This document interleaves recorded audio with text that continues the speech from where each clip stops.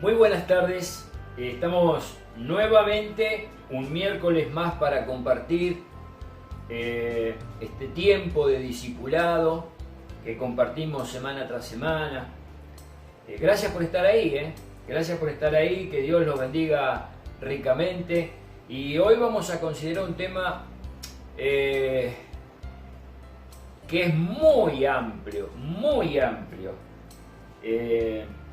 Teológicamente tiene un contenido muy amplio, muy profundo, que no nos va a ser posible tratarlo todo en este discipulado de este día miércoles. Vamos a hablar acerca de la Cena del Señor, o como dicen otros, la Santa Cena.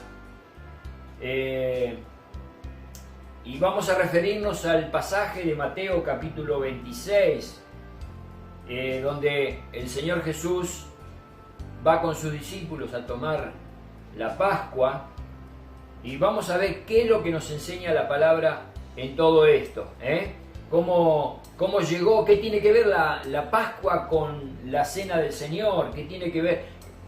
Todas estas cositas vamos a ir descubriéndolas en la palabra, y vamos a hacer en primer lugar una reseña histórica de cómo llega el Señor Jesús al momento allá en Jerusalén, antes de la muerte de él, la última semana antes de que Jesús sea crucificado. Cómo se llega a esto, cómo él llega a tomar la cena con los discípulos, por qué la orden, los días y todas esas cositas las vamos a ver. Vamos a hacer primero entonces una reseña histórica de cómo fue instituida la Pascua en el pueblo de Israel, en primer lugar, ¿no?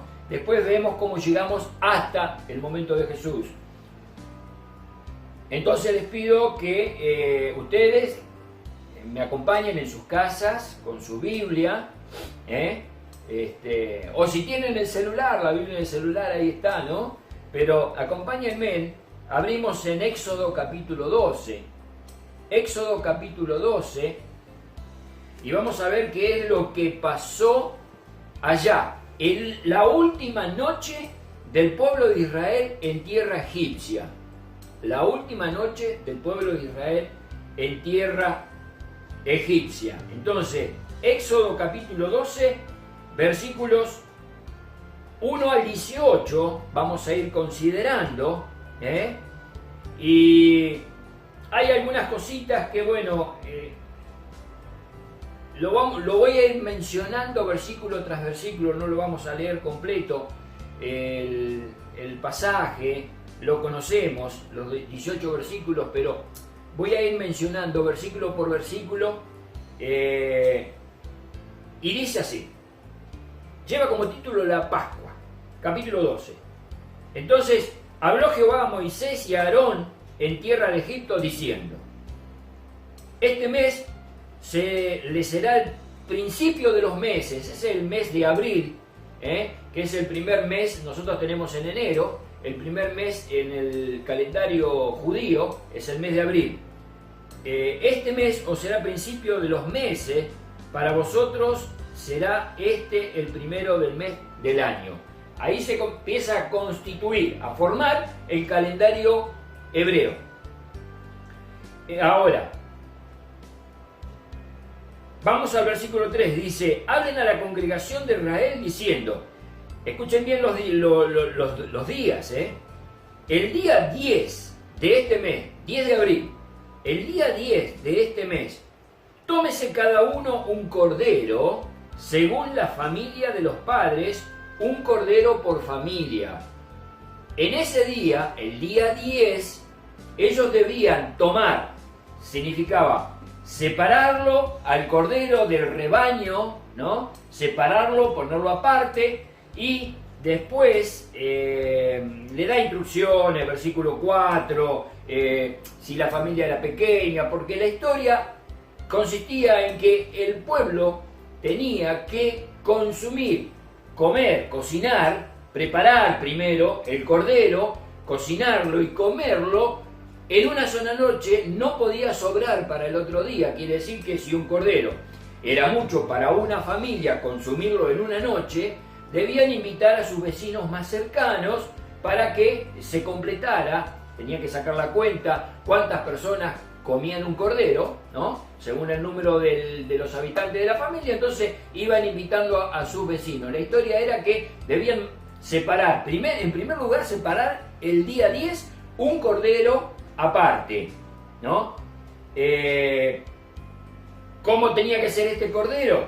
Tenía que ser, versículo 5, el animal será sin defecto, macho de 1 año, lo tomaréis de las ovejas o de las cabras. El versículo 6 dice, y lo guardaréis hasta el día 14 de este mes, y lo inmolará toda la congregación del pueblo de Israel entre las 2 tardes. Tenía que tomar el cordero del rebaño, ponerlo aparte y tenía que inmolarlo. La palabra inmolar significa preparar para el sacrificio. ¿Cómo era esto? Debían darle ración de agua correcta y debían darle comida correcta. Ellos tenían que separarlo el día 10 y el día 14 lo tenían que sacrificar. 4 días que lo tenían que tener aparte, consagrarlo para un destino final que era el sacrificio de ese cordero. Tenían que matarlo.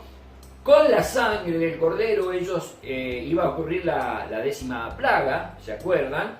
Ellos debían pintar con la sangre de ese cordero los marcos de las puertas y los dinteles, y cuando el ángel de la muerte, la 10ª plaga era que iba a morir el primogénito de cada hijo de egipcio, cuando el ángel de la muerte pasaba y veía los marcos y los dinteles de las puertas pintadas con la sangre de ese cordero, pasaba de largo y no entraba a esa casa a tomar la vida de los primogénitos que estaban ahí.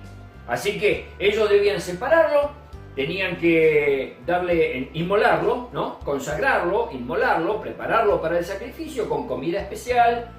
Claro, ustedes dirán, ¿qué comida especial puede comer un cordero si no es pasto? Es cierto, es verdad, pero tenían que destinar un pasto, como el cordero iba a ser sin mancha, tenía que ser un cordero especial. Todo lo demás, alimento y bebida, el agua, tenía que ser especial también, porque ese cordero era consagrado, apartado, consagrado e inmolado para el sacrificio. Entonces,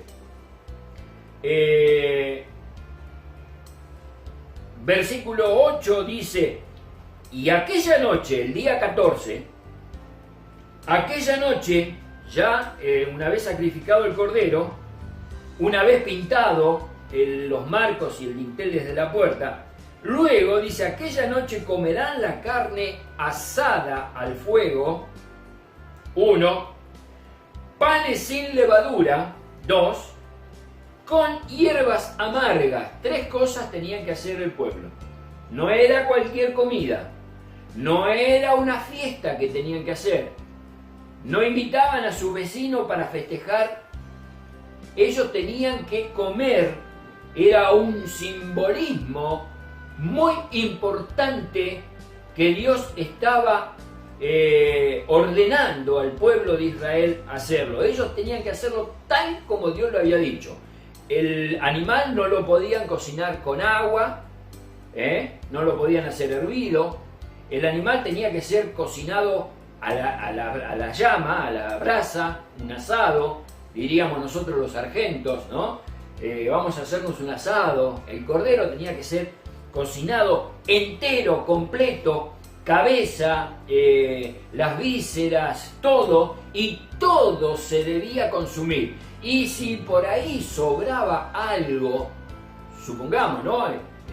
Mi familia, bueno, no puedo consumir, somos 4, no puedo consumir un cordero en una noche, voy a invitar a mis vecinos. Eso estaba contemplado, Dios le había dicho que sea así. Voy a invitar a mis vecinos, pero aún a los que invité, sobró una parte del cordero, sobró una pata, sobró lo que haya sobrado, eso no podía quedar, lo tenían que consumir al fuego, lo tenían que incinerar, no podía quedar para el otro día. Esa era la orden divina, la orden de Dios, y tenían que comerlo así, asado, con panes sin levadura, y lo tercero, tenían que comerlo con hierbas amargas. Todo esto tiene un simbolismo, que no nos vamos a ocupar, qué significaba la hierba amarga, qué significaba el pan sin levadura, que tiene un significado, pero no nos va a ocupar porque no nos va a alcanzar el tiempo para todo esto, y hay muchas cosas que vamos a ver que se van a desprender de lo que vamos a hablar, pero no lo vamos a poder tocar por falta de tiempo.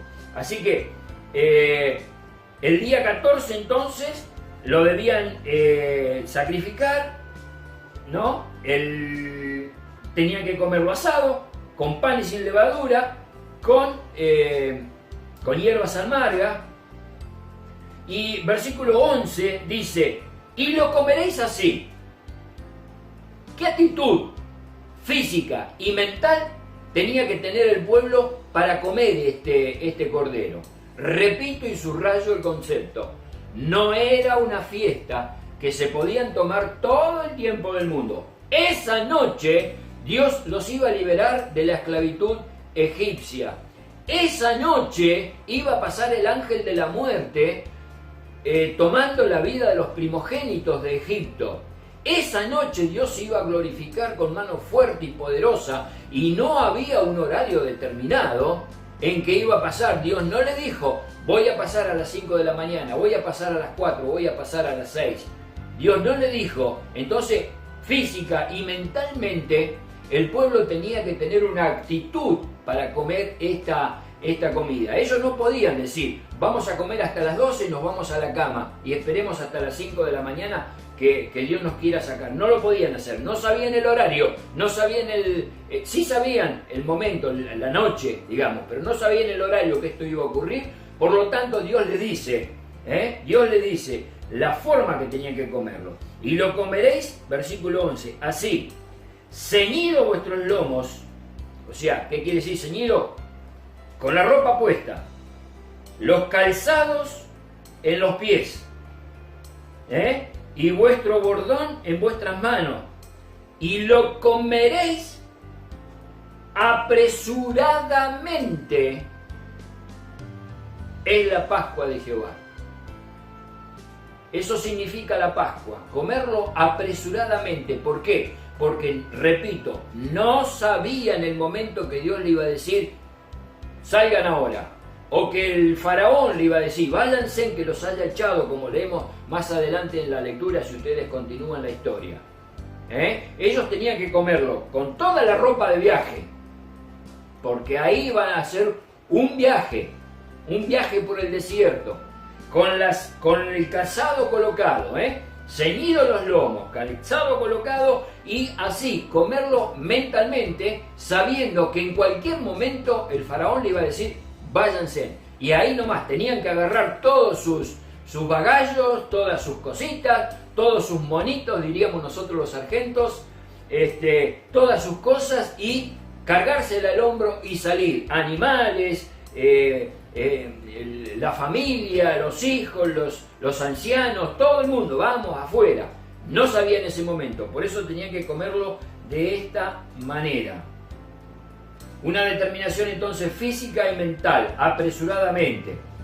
El versículo 12 dice, yo pasaré aquella noche, el día 14, lo que ya estamos mencionando, en esa noche que ellos tenían que comer el cordero, yo pasaré aquella noche por la tierra de Egipto, heriré a todo primogénito de la tierra de Egipto, así de hombres como de bestias, y ejecutaré mis juicios en todos los dioses de Egipto, y lo firma, yo Jehová. Está firmado, esto es así, esto va a pasar así. Entonces, el momento era la noche, no lo podían comer al mediodía, no lo podían comer de desayuno, no lo podían comer de merienda. Tenían que comerlo a la noche. No había tiempo para acostarse a dormir, no había tiempo para nada. Tenían que comerlo así, apresuradamente. Es la Pascua de Jehová. Así fue la primer Pascua en la tierra de Israel. Y después de esto, después de este acontecimiento que iba a pasar, Dios continúa con sus instrucciones y establece la Pascua a perpetuidad, por todos los tiempos. no era un hecho fortuito en el momento, no era algo que iba a pasar una vez y se terminó. Ese hecho iba a ser muy importante en la vida de los israelitas. Por eso Dios lo establece a perpetuidad. Hasta el día de hoy y hasta el día que el mundo exista, seguirá siendo la Pascua. El versículo 15 dice, escuchen bien ahora, porque ya Dios establece, ya le dio las instrucciones de lo que iba a pasar hasta que salgan de Egipto. Ahora, le dice el versículo 15, 7 días comeréis panes sin levadura. No en ese momento, después, ya establece la fiesta. 7 días comeréis panes sin levadura. Y así el primer día haréis que no haya levadura en vuestras casas, porque cualquiera que comiere leudado desde el primer día hasta el séptimo será cortado de Israel. Estaba prohibido por Dios, en la fiesta que iban a empezar a partir del año siguiente, no era un día, no era una noche, no eran 4 días que tenían que preparar el cordero, ahora eran 7 días que ellos tenían que preparar o comer la fiesta o festejar la fiesta de la Pascua. Y, entre otras cosas, ellos tenían que arrancar antes del día, o sea, arrancaban el día 14 hasta el día 21, duraba la fiesta, 7 días, desde el día 14, que conmemoraban el día que salieron de Egipto, el día 14 de abril, hasta el día 21, duraba la fiesta de la Pascua, 7 días. A partir del día 14 debían comer panes sin levadura, y eso duraba una semana, panes sin levadura y hierbas amargas. El cordero era sacrificado el último día, y tiene una relación directa con el sacrificio de Jesús en la cruz y esa última semana que vamos a pasar a considerar enseguida. Versículo 16 dice, el primer día será de santa convocación, y asimismo el séptimo día tendréis una santa convocación, primero y el último. Primer día, santa convocación, y último día, la santa convocación. Ninguna obra se hará en ello, excepto solamente que preparéis lo que cada cual haya de comer. El versículo 17, guardaréis la fiesta de los panes sin levadura, porque en este mismo día saqué vuestras huestes de la tierra de Egipto. Por tanto, guardaréis este mandamiento en vuestras generaciones por costumbre perpetua.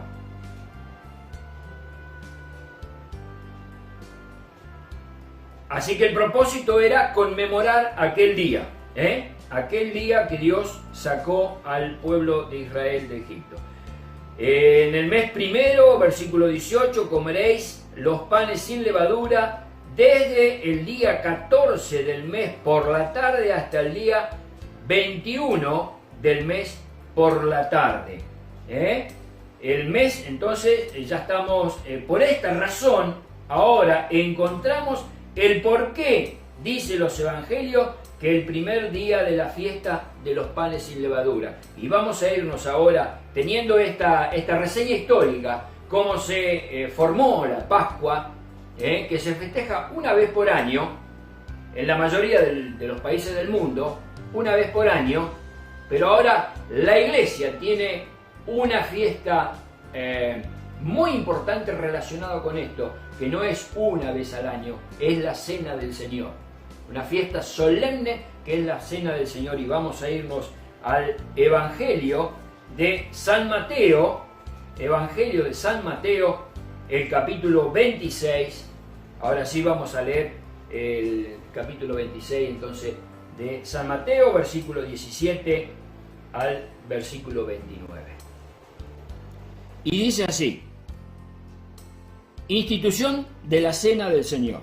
El primer día de la fiesta de los panes sin levadura, vinieron los discípulos a Jesús diciéndole: ¿dónde quieres que preparemos para que comas la Pascua? Él les dijo: vayan a la ciudad a cierto hombre y decirle: el maestro dice, mi tiempo está cerca en tu casa celebraré la Pascua con mis discípulos. Y los discípulos hicieron como Jesús le mandó y prepararon la Pascua. Cuando llegó la noche, se sentó a la mesa con los 12, y mientras comían dijo: de cierto os digo que uno de ustedes me va a entregar. Entristecidos en gran manera, comenzó cada uno de ellos a decirles: Señor, ¿soy yo?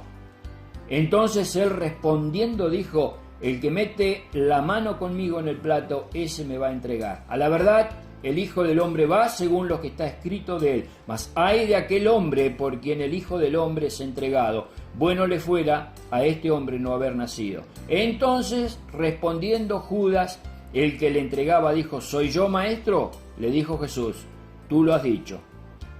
Y mientras comían, tomó Jesús el pan y lo bendijo, y lo partió y dio a sus discípulos y dijo: tomad, comed, esto es mi cuerpo.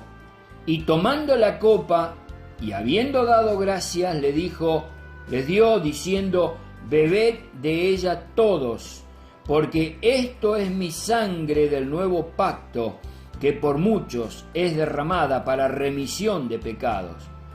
Os digo que desde ahora no beberé más de este fruto de la vid hasta el día en que lo beba de nuevo con vosotros en mi reino, en el reino de mi Padre.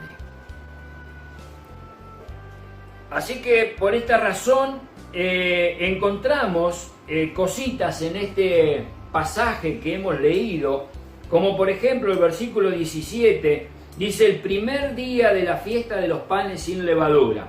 Ahora entendemos, habiendo considerado la reseña histórica, el por qué el primer día de los panes sin levadura. ¿Se acuerdan? 7 días, día 14 al día 21, debía conmemorar y comer los panes sin levadura. Al último día, el día 21, debían comer el cordero, pero el primer día de la fiesta de los panes sin levadura. Y me retraigo en algo que dije recién: al último día debían comer el cordero. No, el cordero lo debían comer esa noche. 7 días debían comer los panes sin levadura, pero esa noche, el día 14, debían comer el cordero, conmemorando que el día 14 del mes de abril, allá, muchos años antes, Dios sacó al pueblo de Israel de la tierra de Egipto. Entonces, por esta razón encontramos que dice el primer día. La fiesta fue instituida y ordenada para la iglesia como la cena del Señor. Cada vez que nosotros, como iglesia, nos reunimos y tomamos la Santa Cena o la Cena del Señor, estamos conmemorando la Pascua. Primero, ¿qué se conmemora? A Cristo, que es nuestra Pascua. Como dijo Juan el Bautista en el Evangelio según San Juan, capítulo 1, versículo 29, he aquí el Cordero de Dios que quita el pecado del mundo. Entonces, el Cordero de Dios iba a ser sacrificado al final de esta fiesta. Por eso dijimos hoy que Jesús empezó a vivir los últimos 7 días antes de ser crucificado, ¿no? Y se encuentra con esto y le dice a los discípulos: cuánto he deseado tomar con ustedes esta Pascua antes que sea sacrificado. Cuánto he deseado. Y después le dice: no lo voy a tomar más hasta en el reino de mi Padre, hasta que estemos todos juntos allá. Lo vamos a volver a tomar con Jesús. Se va a volver a conmemorar. Esto es increíble, es maravilloso, es extraordinario. En el cielo vamos a volver a conmemorar la Pascua con Jesús. Lo vamos a tener ahí, cara a cara, nosotros, siglo XXI, año 2020, lo vamos a tener a Jesús, viéndolo al que fue crucificado, al Cordero de Dios que fue crucificado, que fue sacrificado por nosotros como aquel Cordero que el pueblo de Israel debía sacrificar. He aquí el Cordero de Dios. Y esto tiene un efecto allá cuando Abraham Dios le había pedido que sacrifique a su hijo. Cuando el hijo Isaac le dice: papá, acá está la leña, está el fuego, y el cordero, ¿dónde está? Claro, iban a hacer un sacrificio, padre e hijo, y no había ningún cordero. Y Abraham le dice a Isaac, Dios se proveerá del cordero. Este es el cordero de Dios que Dios les proveyó. Jesús, su hijo, proveyó Dios como el cordero inmolado desde antes de la fundación del mundo, preparado desde antes de la fundación del mundo. Y esto echa por tierra aquellos argumentos que se pregunta mucha gente queriendo objetar la sabiduría y la inteligencia de Dios, y le dice, pero ¿por qué Dios creó al hombre si sabía que al hombre iba a pecar? Miren, Dios antes de crear al hombre y a la mujer ya había preparado a Jesucristo, su Hijo, en la eternidad. Había sido inmolado, destinado, lo dice la Biblia, desde la eternidad, como el Cordero de Dios que quita el pecado del mundo. Dios sabía que el hombre iba a pecar. Dios sabía, no le sorprendió que Adán y Eva pecaran. No le sorprendió. Pero no quiso hacer un robot, decirle, no vas a pecar nunca, sino le quiso dar al hombre libre albedrío, la voluntad de elegir, yo quiero esto y yo no quiero esto otro. Por eso que Dios ya había destinado desde la eternidad a Jesús, había apartado, entre comillas, el día 10, lo había apartado del rebaño, lo había apartado, lo había destinado, inmolado, lo había consagrado como el Cordero de Dios que quita el pecado del mundo. Eso es lo que fue lo que dijo Juan el Bautista cuando lo vio venir a Jesús. Entonces, ¿qué se conmemora? A Jesús, nuestra Pascua, el Cordero de Dios que quita el pecado del mundo. ¿Cuántas veces debemos conmemorar esta fiesta como cristianos, como hijos de Dios? Primera a los Corintios, capítulo 11. Primera a los Corintios, capítulo 11, el versículo 26 dice, así pues, todas las veces que comieres este pan y bebieres esta copa, la muerte del Señor anunciáis hasta que Él venga. Todas las veces, no una vez al año, cuantas veces querramos. Cuantas veces querramos. ¿Cómo se debe tomar? Y esto es algo solemne. Capítulo 11 de 1 Corintios, versículos 27 al 29, dice, de manera que cualquiera que comiera este pan o bebiera esta copa del Señor indignamente será culpado del cuerpo y de la sangre del Señor. Por tanto, pruébese cada uno a sí mismo y coma así del pan y beba de la copa, porque el que come y bebe indignamente sin discernir el cuerpo del Señor, juicio come para sí y bebe para sí. ¿Cómo lo debemos tomar? Solemnemente. Esta era una fiesta solemne, era una fiesta, no una fiesta más del pueblo de Israel, era una fiesta solemne. Era el día en que el Cordero de Dios iba a ser sacrificado por nuestros pecados. ¿Qué significa tomar la cena del Señor indignamente? Como dice el versículo 29, el que come y bebe indignamente.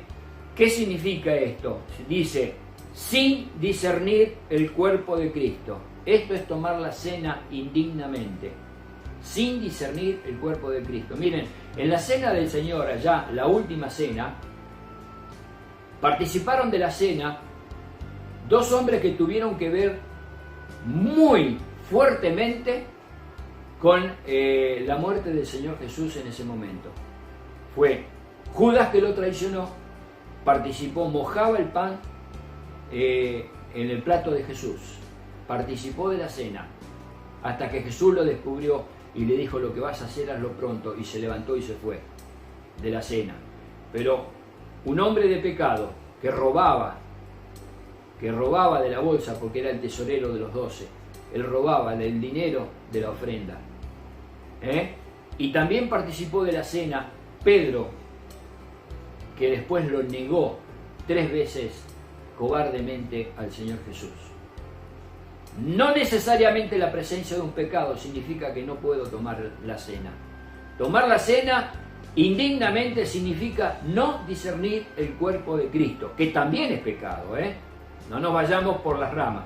También es pecado, porque vamos a ver las consecuencias. La palabra discernir es sinónimo de juicio, de distinguir, de comprender. Es decir, cuando una persona discierne algo, debe, primero, comprender lo que está discerniendo. Segundo, distinguir lo bueno de lo malo, lo correcto de lo incorrecto. Y tercero, ser prudente en su manera, a base de lo que comprendió y distinguió, ser prudente en su manera de actuar. Tres cosas. Discernir es comprender. ¿Comprender qué? Que Cristo murió. Que Cristo murió por nuestros pecados. Que cuánto le costó la salvación nuestra al Señor en la cruz. Cuando Jesús estaba colgado en la cruz, allá en un momento, Dios le dijo al Padre: Dios mío, ¿por qué me has desamparado? Elí, Elí, lama sabachthani. Dios mío, ¿por qué me has desamparado? La carga del pecado nuestro sobre la vida de Jesús, un Cordero santo, perfecto, puro, intachable, que nadie lo pudo culpar de absolutamente nada porque no tenía pecado.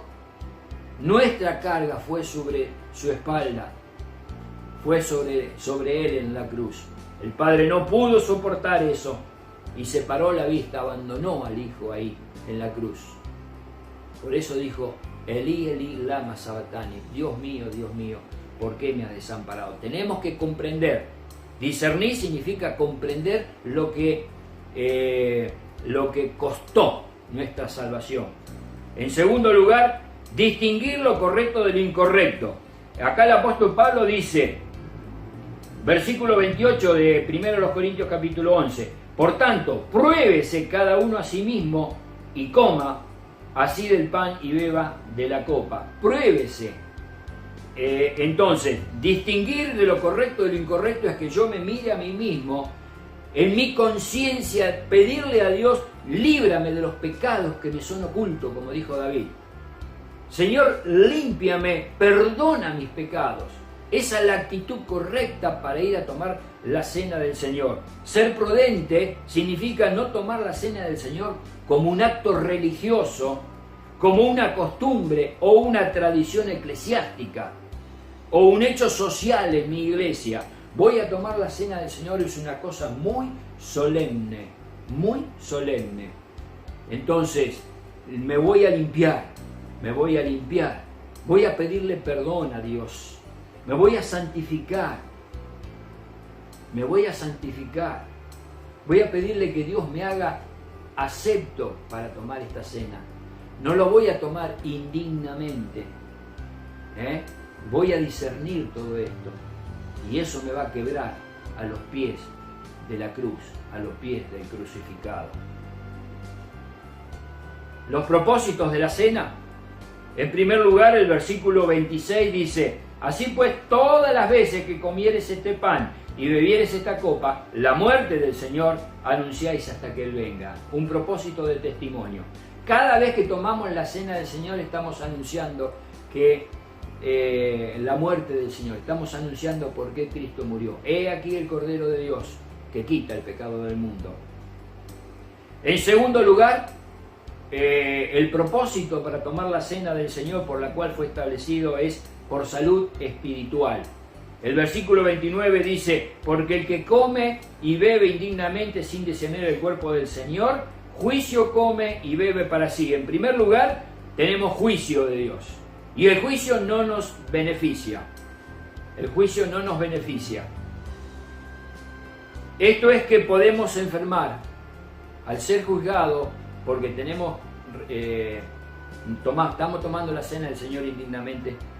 Podemos enfermar, sea física o sea espiritual.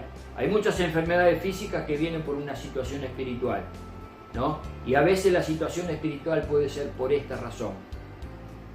O dice en el versículo 29, el versículo 30: por lo cual hay muchos enfermos y debilitados entre vosotros y muchos duermen.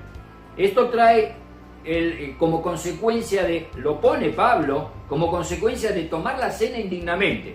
Aquellos hermanos se reunían y hacían una fiesta. Es más, había algunos que se emborrachaban en esa fiesta. Había comilonas, mataban cordero, pero no mataban cordero con esa solemnidad de conmemorar la muerte de Cristo, sino para fiesta, y no es así el propósito.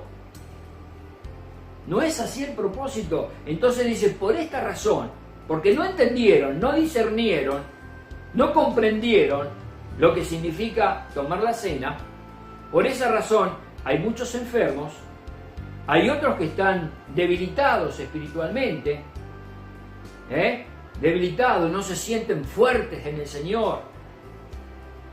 Hay otros que duermen,